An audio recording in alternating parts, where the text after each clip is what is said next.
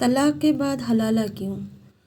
और शादी के बाद तलाक क्यों? और अगर हलाला किया तो उसके बाद इद्दत होती है क्या? ये कई सारे कमेंट्स मेरे पास आए। आज मैं आप सबका रिप्लाई देने आई हूँ, क्योंकि मैं कमेंट्स का रिप्लाई इसलिए नहीं दे रही हूँ, बहुत नेगेटिव कमेंट्स आते हैं। कुछ तो लोग ये कहते हैं कितनी बार शादी करी है, तो कुछ कहते हैं कितनी बार तुम्हारी स्टोरी चेंज होती है।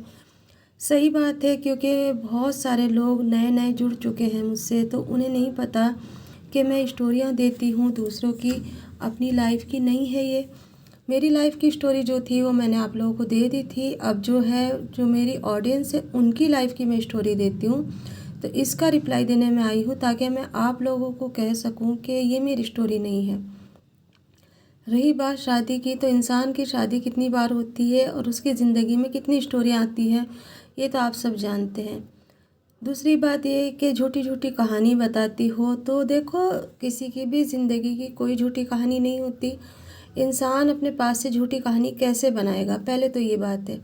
दूसरी, नावलों के अंदर भी इतनी सारी झूठी कहानियाँ नहीं होती। असली ज़िंदगी की कहानियाँ भी नावलों में होती हैं, और असली ज़िंदगी की कहानी ही होती है जो हम एक दूसरे को अपने बताते हैं, ताकि कोई इंसान उससे कुछ तो सीख सके। मेरी स्टोरी के अंदर मैंने आप लोगों को बताया कि एक शक के बिना पे आदमी औरत को छोड़ देता है, और फिर उसके बाद वो उससे निकाह करना चाहता है। सामने वाले के दिल में क्या चल रहा है हमें नहीं पता, लेकिन जब कोई लड़का लड़की को छोड़ देता है और निकाह के बाद, तो उससे फिर से अगर निकाह वो करना चाहता है, तो हमारे इस्लाम में उसकी बहुत ज़्यादा सख्तियाँ आई हैं। सबसे पहले तो ये सख्ती कि निकाह के बाद जब वो तलाक़ हो जाती है तो इद्दत करनी पड़ती है औरत को 2 महीना 10 दिन की। और अगर आदमी मर जाता है तो 4 महीना 10 दिन की एक सज़ा भुगतती है वो, जो उसके लिए बहुत कठोर सज़ा होती है, बहुत लंबी सज़ा होती है।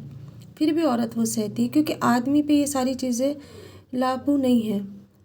आदमी की अगर औरत मर जाती है तो वो कोई इद्दत नहीं करता, कुछ नहीं करता, वो सरेआम सबके सामने घूमता है। लेकिन औरत के लिए कितना पर्दा आया है कि ना गैर मर्द को वो देख सकती है, ना उसकी आवाज़ उसके कान में जा सकती है, वो नाखून तक बाहर नहीं निकाल सकती, खुले आसमान के नीचे नहीं जा सकती।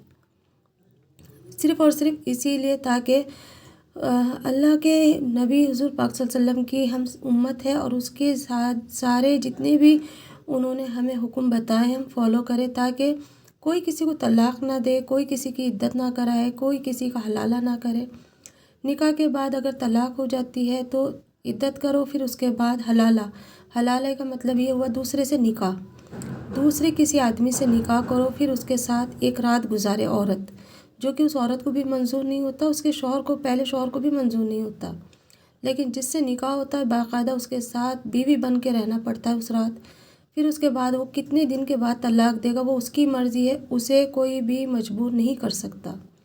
अगर उसका दिल हुआ तो वो तलाक़ देगा, नहीं तो औरत तो बंदी ग़ुलाम है।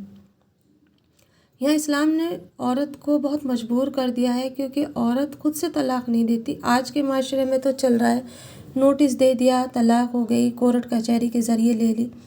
लेकिन जो हमारा इस्लाम कहता है, शौहर कहते हैं ना कि जो लड़की है निकाह के टाइम पे हामी भरती है तो निकाह कबूल होता है। तलाक़ के टाइम पे इसी तरह से आदमी को हुक्म हुआ है कि अगर वो तलाक़ देगा तो तलाक़ मानी जाती है, ना कि औरत दे। औरत को तो हुक्म ही नहीं है, वो कैसे तलाक़ देगी। कुछ औरतें और कुछ कानून इस तरह से बन गए हैं जो आज के टाइम पे दे देते हैं तलाक़, और वो तलाक़ नहीं मानी जाती। और इसका इसीलिए इतना बड़ा जुर्म बताया गया है जो औरत को ही भुगतना होता है। आदमी को तो कहीं से कहीं तक भी नहीं, सिर्फ वो 3 बोल बोल के हट जाता है और उसकी ज़िंदगी ख़राब हो जाती है। ये सारी कहानियाँ, सारी स्टोरियाँ इसलिए लाती हूँ मैं, ताकि किसी एक की ज़िंदगी तो बच जाए, कुछ तो सीखे, कुछ तो पता चले।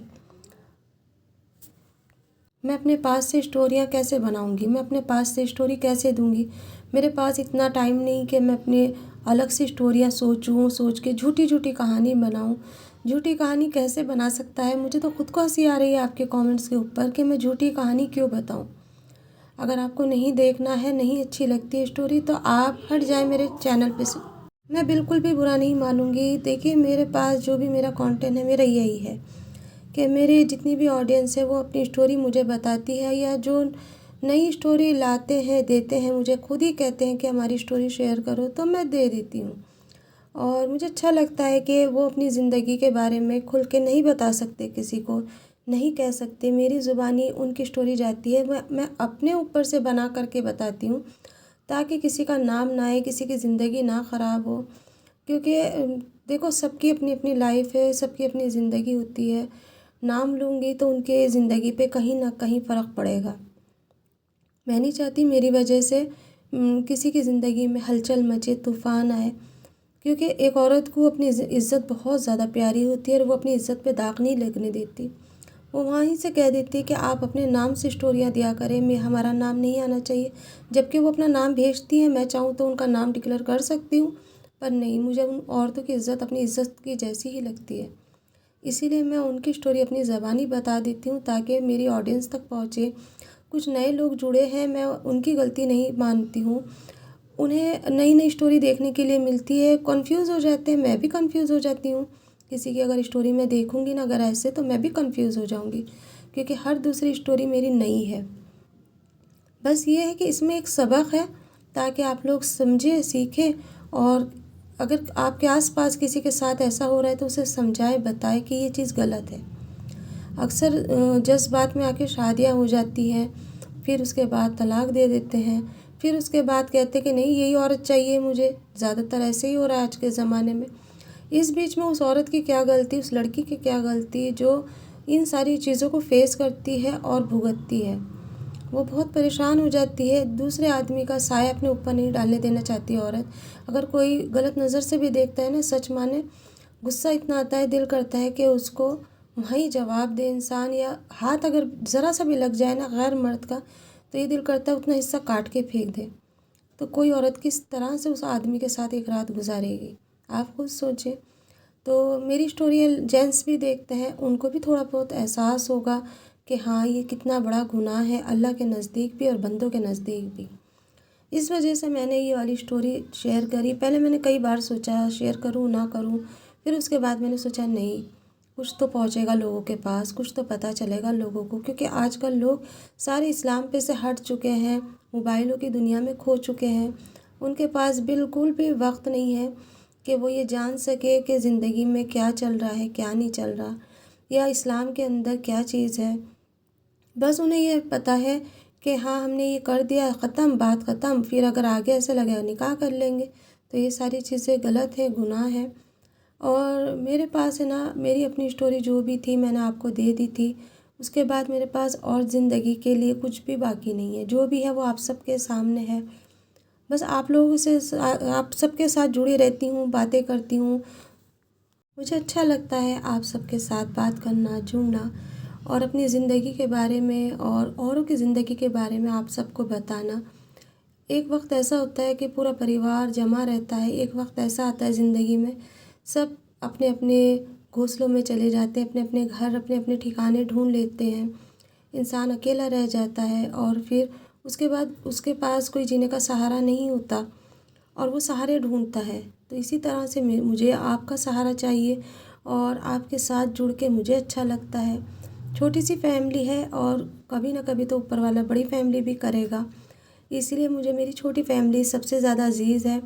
आप सबके लिए दुआ करती हूँ कि जिसकी जो भी परेशानी है वो दूर हो जाए। बहुत सारी पुरानी ऑडियंस है जो देखती हैं लेकिन कमेंट्स नहीं करती, लेकिन मुझे पता है मेरी बहनें मेरी आवाज़ सुनती ज़रूर हैं, उन्हें मेरी स्टोरियों में अच्छा लगता है और वो देखती हैं, तो इसलिए उन सब का दिल से शुक्रिया अदा करती हूँ।